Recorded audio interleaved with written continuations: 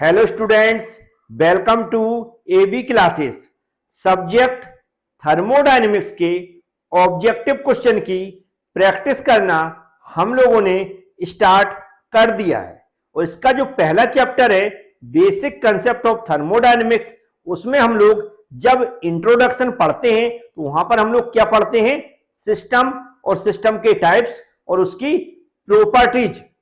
तो अभी हम लोग जो यहाँ पर ऑब्जेक्टिव क्वेश्चन समझ रहे हैं या जिन ऑब्जेक्टिव क्वेश्चन की हम लोग प्रैक्टिस कर रहे हैं वह सभी क्वेश्चन रिलेटेड हैं सिस्टम, सिस्टम के टाइप्स और प्रॉपर्टीज पर। और ये इसका सेकंड भाग है जिसमें नेक्स्ट टाइप के 25 क्वेश्चन और आज हम लोग समझेंगे। पहला क्वेश्चन है जो मैं स्क्रीन पर आपको दिखा रहा हूं। सबसे पहले क्वेश्चन को पढ़ना है, ऑप्शन को देखना है, फिर कहीं हमें डिसीजन लेना कि आंसर क्या सही हो सकता है। तो ध्यान से आपको बस यहां पर देखते हुए चलना, सारे क्वेश्चन आपको समझ में आएंगे। क्वेश्चन में लिखा हुआ है which one of the following represent a close system. यहां पर जो ऑप्शन दिए हैं, यहां पर जो ऑप्शन दिए क्वेश्चन में पूछ रहा है, जो ऑप्शन दिए हैं उनमें से हमें एक ऐसा एग्जांपल ढूंढना है जो क्लोज सिस्टम को रिप्रेजेंट करता हो, या फिर हम ऐसा भी बोल सकते हैं कि यहां पर हमें बताना है कि क्लोज सिस्टम है, जो क्लोज सिस्टम है इसका कौन सा एग्जांपल है, बंद निकाय का इसमें से कौन सा एग्जांपल है।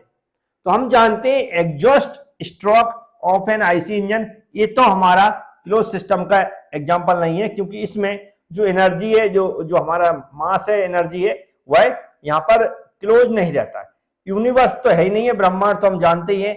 स्टीम जनरेटर भी नहीं है क्योंकि इसमें भी स्टीम आउट इन और आउट होती है। लेकिन बॉम्ब कैलोरीमीटर है, जो बॉम्ब कैलोरीमीटर है यह क्या है? हमारा क्लोज सिस्टम का एग्जांपल है या उसको रिप्रेजेंट करता है। निम्नलिखित में से क्वेश्चन पूछा गया था, निम्नलिखित में से कौन सा बंद निकाय को निरूपित करता है? तो बॉम्ब कैलोरीमीटर है जो कि हमारे क्लोज सिस्टम या बंद निकाय को निरूपित करता है। मतलब पहला ऑप्शन हमारा ए वाला राइट हो जाएगा। अब चलते हैं नेक्स्ट क्वेश्चन। ऐसे ही क्वेश्चन को पढ़ना है और हमें उसका आंसर देना है। क्वेश्चन में लिखा हुआ है the location of thermostat valve in cooling system. Question में पूछ रहा है जो हमारा कूलिंग सिस्टम होता है इंजन के अंदर, जो इंजन के अंदर कूलिंग सिस्टम होता है उसमें पूछ रहा है जो हमारा थर्मोस्टेट वाल्व है, क्या थर्मोस्टेट वाल्व है, ये थर्मोस्टेट वाल्व कहां पर लगा रहता है, कहां पर इसकी लोकेशन रहती है। क्वेश्चन में पूछ रहा है कि जो हमारा कूलिंग सिस्टम है इंजन के अंदर, इसके अंदर जो थर्मोस्टेट वाल्व लगा रहता है ये कहां पर लगा रहता है या इसकी लोकेशन क्या होती है, ये क्वेश्चन में हमें बताना है। तो यहां पर आपको दिख रहा होगा रेडिएटर लिखा दिख रहा होगा, रेडिएटर से इंजन के निकास पर रहता है, रेडिएटर से इंजन की निकास पर रहता है, मतलब at engine outlet to the radiator, at engine outlet to the radiator, radiator से इंजन के निकास पर लगा रहता है। तो मतलब हमारा बी वाला ऑप्शन एकदम राइट हो जाएगा।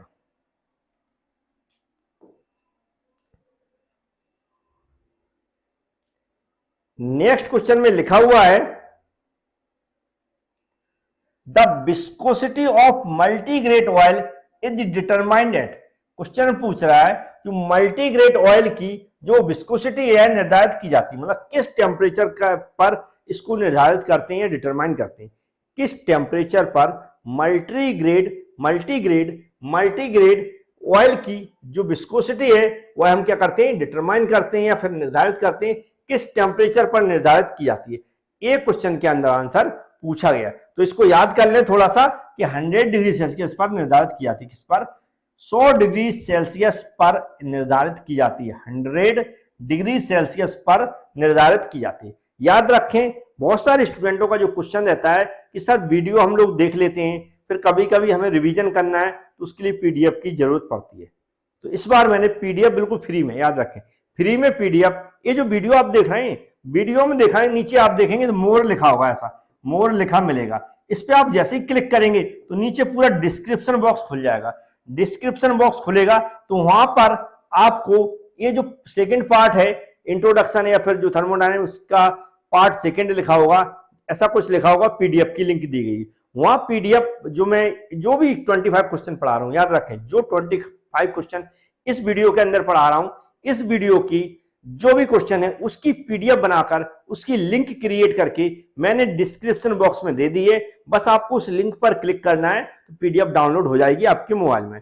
आप उसको कभी भी पढ़ सकते हो जब आपको लगता है, और बिल्कुल फ्री है। तो जो भी वीडियो आप देखते हैं, जो भी थर्मोडायनेमिक्स के यहाँ पर मैं प्रैक्टिस करवा रहा हूं, ये जो भी वीडियो आप देखेंगे उसकी पीडीएफ, जो 25 क्वेश्चन यहाँ पर मैं प्रैक्टिस करवाता हूं, उसकी 25 क्वेश्चन की पीडीएफ विथ आंसर आपको डिस्क्रिप्शन बॉक्स में मिल जाएगी। बस लिंक पर क्लिक करें और उसको डाउनलोड कर लें। तो उम्मीद है आपको एक फायदा और मिल जाएगा कि फ्री में पीडीएफ मिलती रहेगी, जिससे आप प्रैक्टिस करते रहेंगे या फिर रिवीजन करते रहेंगे वीडियो देखने के बाद।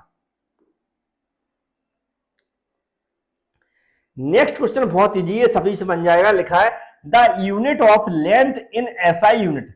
एसआई यूनिट क्या कह रहा है? The unit of length, length की क्या पूछा? लेंथ की एसआई यूनिट क्या होती? लेंथ की एसआई यूनिट क्या होती? क्वेश्चन में पूछा गया, सिंपल क्वेश्चन है। लेंथ की एसआई यूनिट आप देख रहे हैं, पहले ही मीटर लिखा हुआ है, सभी को पता होगा, मुझे पता है सभी को पता होगा। मीटर क्या है? एसआई यूनिट है किसकी?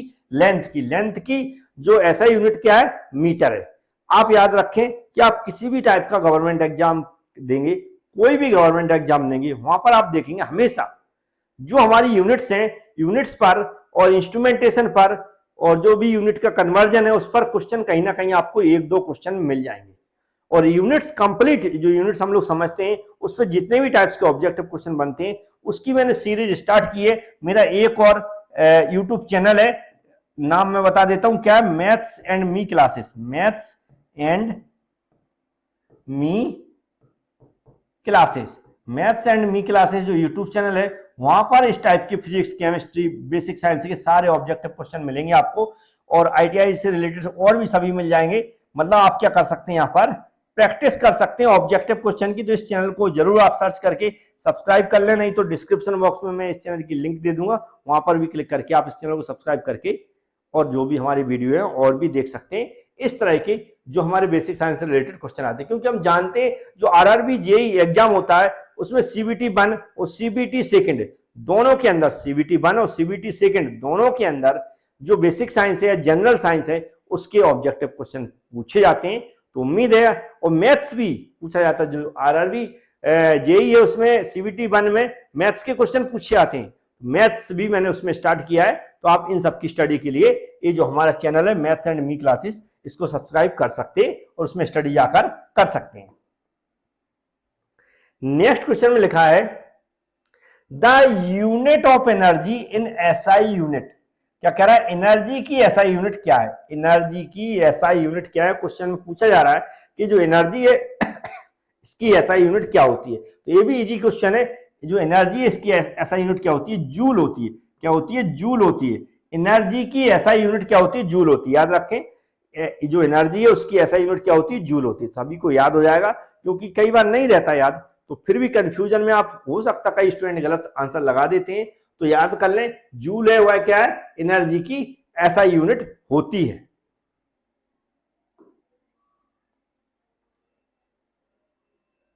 नेक्स्ट क्वेश्चन में लिखा in an extensive property of the thermodynamic system.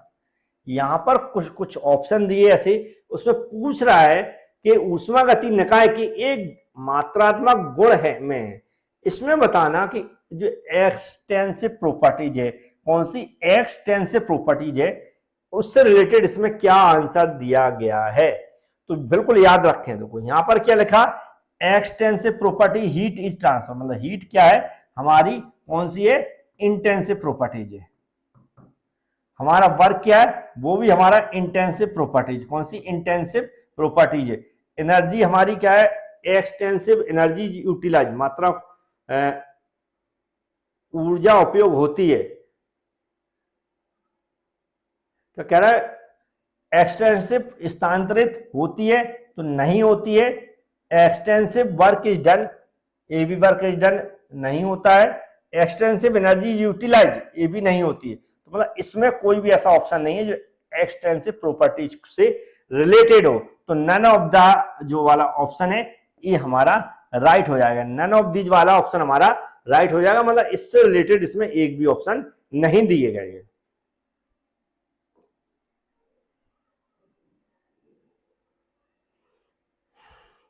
Next question लिखा identify the heterogeneous system.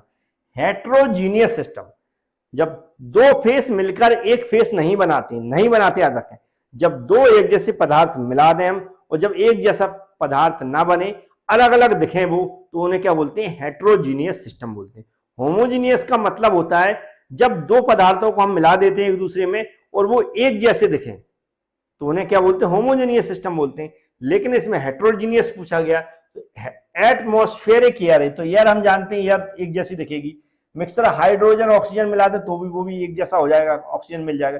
Cooling fluid in a radiator, ये भी एक जैसा दिखता है। लेकिन mixture of ice, water and steam, ये थोड़े से अलग दिखते हैं। तो स्टीम ऊपर पहुंच जाती है, वाटर नीचे रह जाता है, मतलब दो अलग अलग फेस देखेंगे, दो अलग अलग फेज देखेंगे, याद रखें।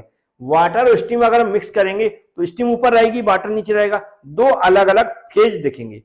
ऐसा ही मिक्सचर ऑफ आइस, अगर वाटर में आइस कर दें तो वाटर अलग दिखता है, आइस अलग दिखती है, मतलब दो फेज दिखते हैं। ये क्या हो जाएगा हमारा? हेट्रोजीनियस का क्या हो जाएगा? एग्जाम्पल हो जाएगा, डी वाला आंसर राइट हो जाएगा।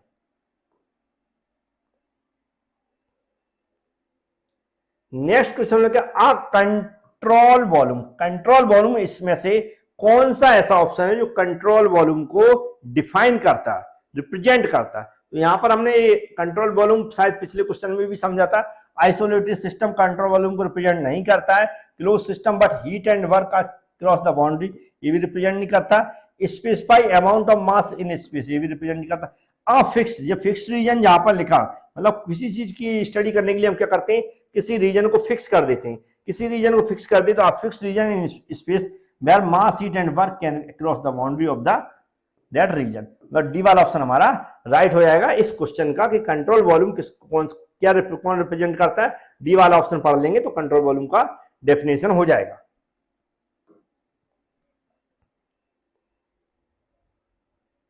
नेक्स्ट क्वेश्चन लिखा 1 joule is equal to, 1 joule किसके बराबर होता है? 1 जूल किसके बराबर होता है?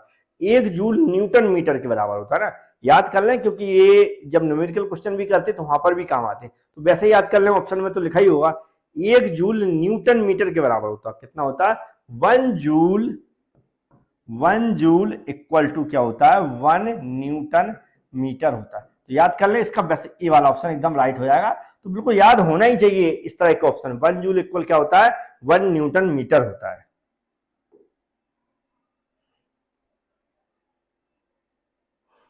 नेक्स्ट क्वेश्चन लिखा है absolute zero pressure will occur.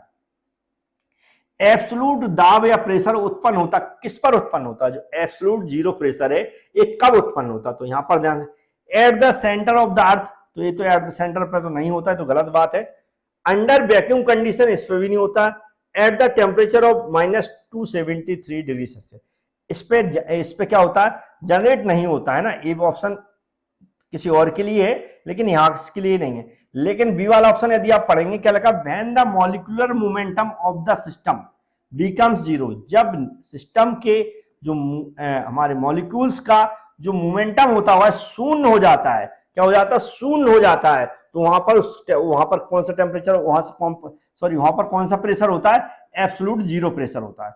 क्या हो जाता है? वहां पर जो भी हमारे मॉलिक्यूल्स हैं उनका मोमेंटम क्या हो जाता है? जीरो हो जाता है। तो वहां पर क्या होता है? एब्सोल्यूट जीरो प्रेशर होता है। तो ये 10 का आंसर आपको मिल गया होगा। नेक्स्ट क्वेश्चन लिखा विच of the following is the extensive property of the thermodynamic system. इनमें से बताना कौन सी हमारी एक्सटेंसिव प्रॉपर्टीज है। एक्सटेंसिव प्रॉपर्टीज, इंटेंसिव प्रॉपर्टी, जो एक्सटेंसिव प्रॉपर्टीज पिछले वीडियो में मैंने बहुत अच्छे से समझाया था कि जो हमारी इंटेंसिव प्रॉपर्टीज होती हैं वह मास पर डिपेंड नहीं रहती हैं। इंटेंसिव प्रॉपर्टीज होती है वह मास पर डिपेंड नहीं रहती हैं, जबकि जो एक्सटेंसिव प्रॉपर्टीज हैं वह मास पर डिपेंड रहती हैं। एक्सटेंसिव प्रॉपर्टीज है और वह मास और साइज दोनों पर डिपेंड रहती हैं। तो यहां पर हम देख रहे हैं जो वॉल्यूम है इसका साइज परिवर्तन होता रहता है। तो ये जो हमारा एक्सटेंसिव प्रॉपर्टी है इसका एग्जांपल क्या है? वॉल्यूम होता है। क्योंकि जो प्रेशर है ये हमारा इंटेंसिव प्रॉपर्टीज का एग्जांपल है। टेम्परेचर भी इंटेंसिव प्रॉपर्टीज का एग्जांपल है। डेंसिटी भी इंटेंसिव प्रॉपर्टीज का एग्जाम्पल है। तो इन तीनों को तो याद कर ले कि जी इंटेंसिव प्रॉपर्टीज के एग्जाम्पल है, और वॉल्यूम किसका एग्जाम्पल है, एक्सटेंसिव प्रॉपर्टीज का एग्जाम्पल है। तो और भी क्वेश्चन पूछे जाते हैं तो आपसे बन जाएंगे। नेक्स्ट क्वेश्चन में लिखा हुआ है which of the following is an intensive property of a thermodynamic system. Thermodynamic system की हमें बताना है इनमें से इंटेंसिव प्रॉपर्टीज कौन सी है, इंटेंसिव प्रॉपर्टीज कौन सी है, ऐसा हमें बताना है। तो इंटेंसिव प्रॉपर्टीज और एक्सटेंसिव प्रॉपर्टीज के बारे में अभी हमने 11 नंबर के क्वेश्चन में थोड़ा बहुत समझा था। तो यहां पर हम देख रहे हैं जो वॉल्यूम है, मास है, एनर्जी है, ये सब किस पे, मास पे डिपेंड है। वॉल्यूम मास क्या है, ये हमारे मतलब मास पर डिपेंड है। वॉल्यूम और मास ये क्या, मास और साइज इस पे डिपेंड रहती है। लेकिन जो टेम्परेचर है ये हमारा मास पर डिपेंड नहीं होता, टेम्परेचर मास पर डिपेंड नहीं होता है। तो हमारी इंटेंसिव प्रॉपर्टीज का ये सेकंड वाला ऑप्शन राइट हो जाएगा। इंटेंसिव प्रॉपर्टीज का ये सेकंड वाला ऑप्शन राइट हो जाएगा। उम्मीद है आपको याद हो जाएगा क्योंकि पिछले क्वेश्चन में ही मैंने इसको समझाया था। नेक्स्ट क्वेश्चन लिखा ice kept in a well insulated thermoflask is an example of system. Question पूछ रहा है एक थर्मोफ्लास्क है, यदि हम उसके अंदर आइस रखते हैं, थर्मोफ्लास्क के अंदर आइस रखते हैं, तो थर्मोफ्लास्क है वह किसका एग्जांपल है, किस टाइप के सिस्टम का एग्जांपल है। तो हम जानते हैं जो थर्मोफ्लास्क है उसके अंदर न तो हमारी एनर्जी अंदर जा सकती सिस्टम के अंदर, न सिस्टम से बाहर आ सकती। तभी वह क्या करता है, जो हमारा ठंडा पानी या गर्म पानी उसको मेंटेन करके रखता है। मतलब वहां पर अंदर एनर्जी का कांटेक्ट नहीं हो पाता। क्या एनर्जी का अंदर कांटेक्ट नहीं हो पाता, मतलब अंदर से एनर्जी बाहर आ पाती ना बाहर से अंदर जा पाती, इसलिए वो ठंडा या गर्म चीजों को रखता है। तो मतलब हम क्या करते हैं, उसको बाहर से इंसुलेटेड कर देते हैं जिससे एनर्जी का कांटेक्ट नहीं हो पाता। तो जो इंसुलेटेड कर देते हैं, तो यहाँ पर जो आइसोलेटेड सिस्टम है यह जो एग्जाम्पल होगा हमारा, जो यहाँ थर्मोफ्लास्क का पूछा गया, तो हमारा कौन सा हो जाएगा, बी वाला आइसोलेटेड सिस्टम एग्जाम्पल हो जाएगा।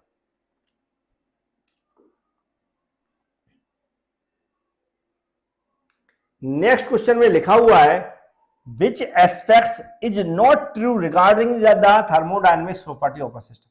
इसमें से हमें कुछ सारे पढ़ना है और पूछ रहा है जो थर्मोडायनेमिक्स प्रॉपर्टीज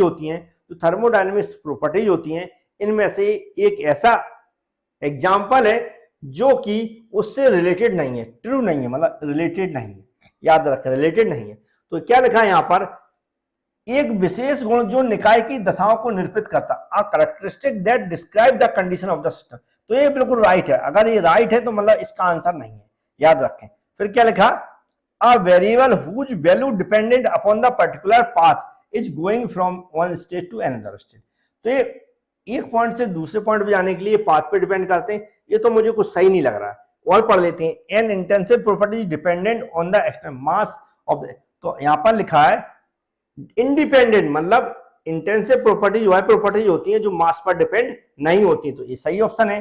नेक्स्ट क्या लिखा, an extensive property can be made intensive if the divided by mass n. मतलब ये सेकंड और थर्ड और फोर्थ ऑप्शन में बोल रहा है कि इंटेंसिव प्रॉपर्टीज वह प्रॉपर्टीज होती हैं जो मास पर डिपेंड रहती हैं, तो ये भी सही है। तो एक ही ऑप्शन बचता बी, तो वो हमारा राइट हो जाएगा कि जो यहाँ पर क्या होता है, variable whose value depends upon the particular path is going from one state to another. एक वेरिएबल जिसका मान एक विशेष पथ पर निर्भर करता है जो एक स्थिति से दूसरी स्थिति तक जाता है, तो ये गलत है। तो इस हिसाब से हमारा बी ऑप्शन राइट हो जाएगा।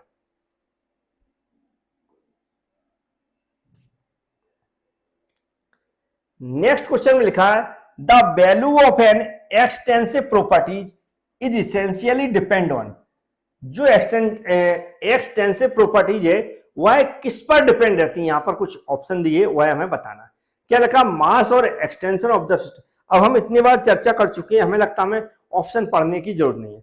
एक्सटेंसिव प्रॉपर्टीज वह प्रॉपर्टीज होती हैं जो मास पर डिपेंड रहती हैं, हम कई बार इसको रिपीट कर चुके हैं। तो स्टार्टिंग में ये लिखे है मास और एक्सटेंटेड ऑफ द सिस्टम, मतलब ए वाला ऑप्शन राइट हो जाएगा। इसमें समय बर्बाद करने की बिल्कुल ही जरूरत नहीं। याद रखें क्वेश्चन जो भी मैं सीरीज चलाऊंगा या चला रहा हूं कंप्लीट सभी सब्जेक्टों की, अभी थर्मोडायनेमिक्स चल रहा है, वो थर्मोडायनेमिक्स में लगभग 800 या 900 क्वेश्चन है हमारे पास, तो उनको मैं कंप्लीट करा दूंगा विद पीडीएफ। वो जो भी डिस्क्रिप्शन बॉक्स में दूंगा पीडीएफ की लिंक वो भी मिल जाएगी। लेकिन अब ये तभी मिलेगी आपको तभी मिलेगी जब आप इस चैनल को सब्सक्राइब करेंगे और बेल आइकन पर क्लिक कर लेंगे।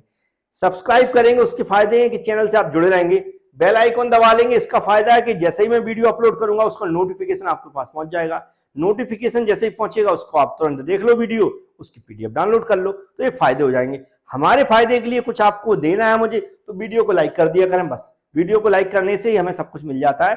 जो भी मोटिवेशन होते हैं हमारे लिए मोटिवेटेड होते हैं, जो आपकी एनर्जी मुझे मेरे पास ट्रांसफर होती है, मुझे एनर्जी मिलती है, वो सिर्फ लाइक से मिलती है। तो लाइक कर दिया करें बस।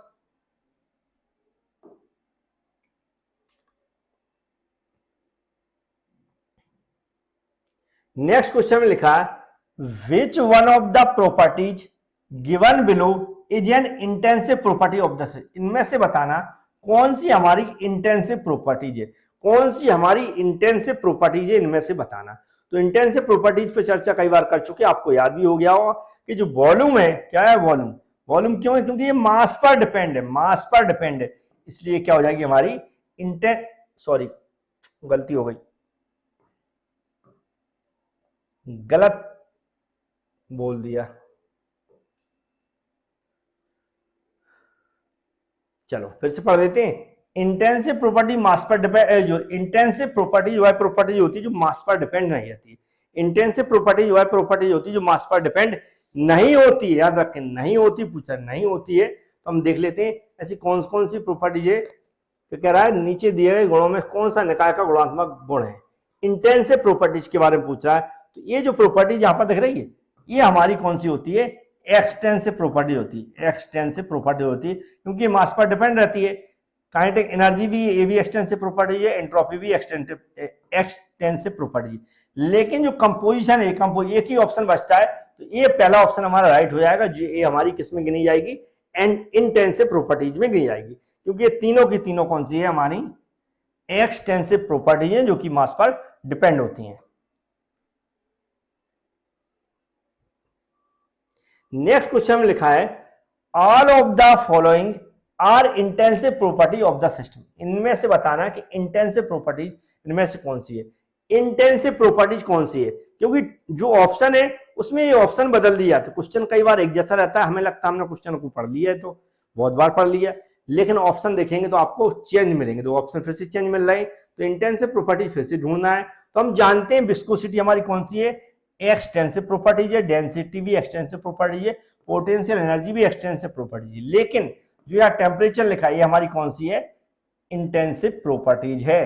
टेम्परेचर क्या है, इंटेंसिव प्रॉपर्टीज है। प्रेशर भी क्या है, इंटेंसिव प्रॉपर्टीज है।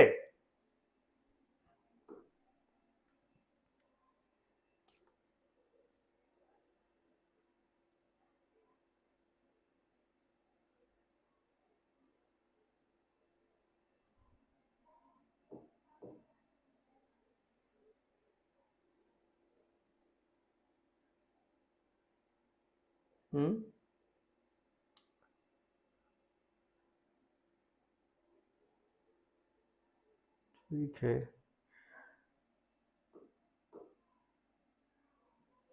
Question number 18। ठीक है, क्वेश्चन नेक्स्ट है, लिखा है if value of N infinitely large in polytropic process. इसमें लिख रहा है जो हमारा ऑप्शन दिया पी की पावर एन इक्वल सी, इसमें जो एन है वह कैसा है, इनफाइनाइट है, ऐसा है। तो ये जो इनफाइनाइट होता है एन, उसमें किस मतलब हम किस सिस्टम की बात करते हैं, कौन सा मतलब जो हमारी प्रोसेस होती है, कौन सी वॉल्यूम कांस्टेंट वॉल्यूम प्रोसेस होती है, या कांस्टेंट प्रेशर प्रोसेस होती है, कांस्टेंट टेम्परेचर प्रोसेस होती है, या फिर एंट्रोपी।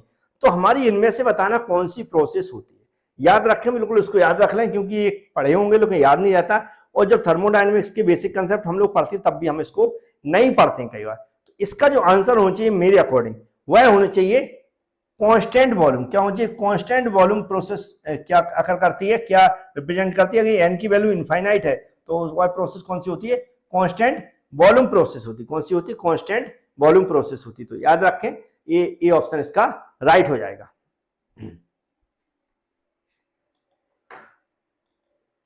तो मुझे उम्मीद है इसका आंसर आपको मिल गया होगा। चलते हैं नेक्स्ट क्वेश्चन की बात करते हैं।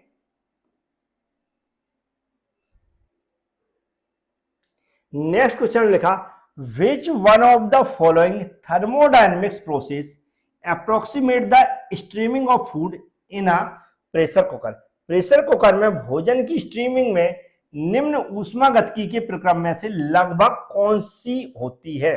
तो यहां पर पूछा है जो प्रेशर कुकर है उसमें हम भोजन की स्ट्रीमिंग कर रहे हैं, खाने की स्ट्रीमिंग कर रहे हैं, तो उसमें पूछ रहा है उसमें जो प्रोसेस हो रही कौन सी होती है। आइसोबैरिक प्रोसेस होती है, आइसोकोरिक प्रोसेस होती है, आइसोथर्मल प्रोसेस होती है, या आइसेंथैल्पिक प्रोसेस होती है। तो इसको याद कर लें, प्रेशर कुकर का जो एग्जांपल दिया यहां पर जो होती है वो आइसोबैरिक प्रोसेस होती है। कौन सी होती है? आइसोबैरिक प्रोसेस होती है। कौन सी होती है? आइसोबैरिक प्रोसेस होती है, क्योंकि इस तरह के एग्जांपल हम लोग पढ़ते भी नहीं है और थ्योरी में भी कोई नहीं बताता। तो कुछ क्वेश्चन ऐसे हैं जो हमें याद करना पड़ेंगे, इस तरह के एग्जांपल याद करना पड़ेंगे। तो ये कौन सी प्रोसेस होती है? आइसोबैरिक प्रोसेस होती है।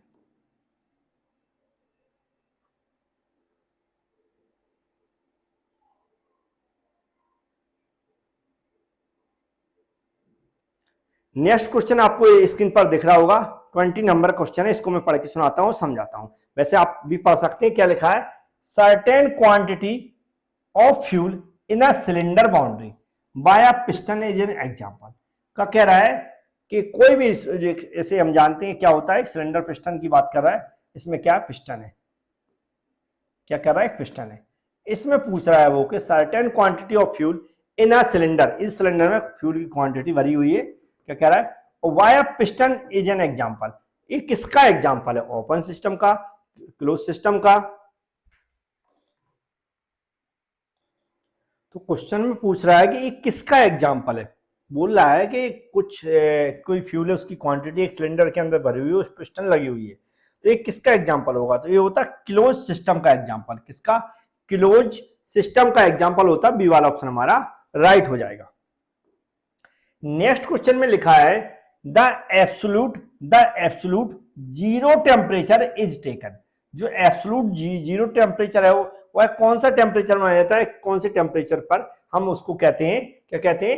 Absolute zero temperature. तो यह होता है, इसको याद कर लें, ये होता -27 -273 डिग्री सेल्सियस। माइनस याद रखें, कैसा होता है? -273 डिग्री सेल्सियस।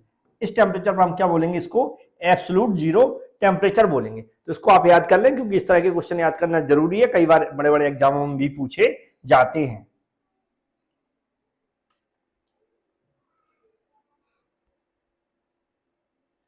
नेक्स्ट क्वेश्चन में लिखा है विच ऑफ द फॉलोइंग, कौन सा सत्य है? इसमें बताना कौन सा सही है। ये फॉर्मूले हैं, प्रेशर के फॉर्मूले हैं कि एब्सोल्यूट प्रेशर बराबर क्या?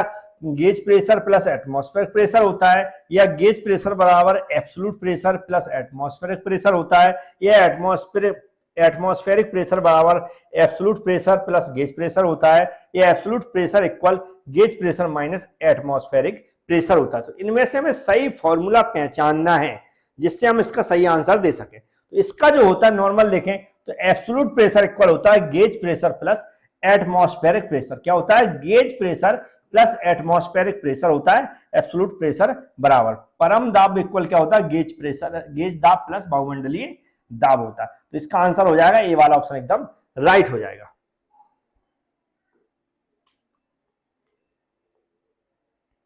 नेक्स्ट क्वेश्चन में लिखा है which of the following are intensive properties. यहां पर इंटेंसिव प्रॉपर्टीज के बारे में बताना है। इंटेंसिव प्रॉपर्टीज के बारे में बताना, याद रखें। इंटेंसिव प्रॉपर्टीज हम देखेंगे तो जो इंटेंसिव है ना, इंटेंसिव मतलब जो मास पर डिपेंड नहीं होती, जो मास पर डिपेंड नहीं होती। तो यहां पर हम देख रहे हैं जो प्रेशर है ये हमारी कौन सी है? इंटेंसिव प्रॉपर्टीज है।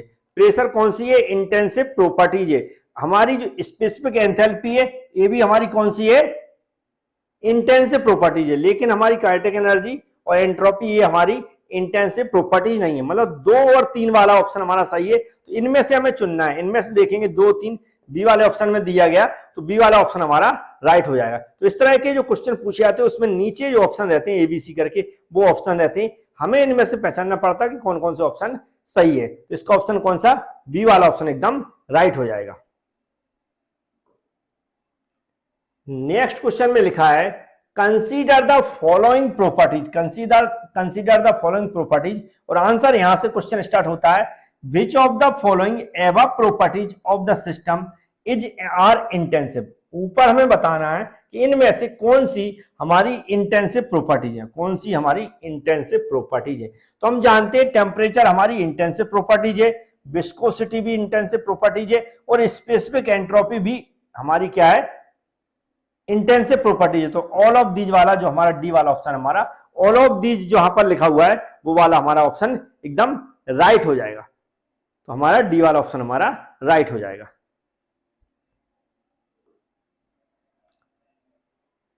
नेक्स्ट क्वेश्चन में लिखा है choose the specific entropy. Specific entropy को हमें यहां पर कंसीडर करना है। थर्मोडायनेमिक सिस्टम में स्पेसिफिक प्रॉपर्टी क्या होती है? Choose the specific property of thermodynamic system.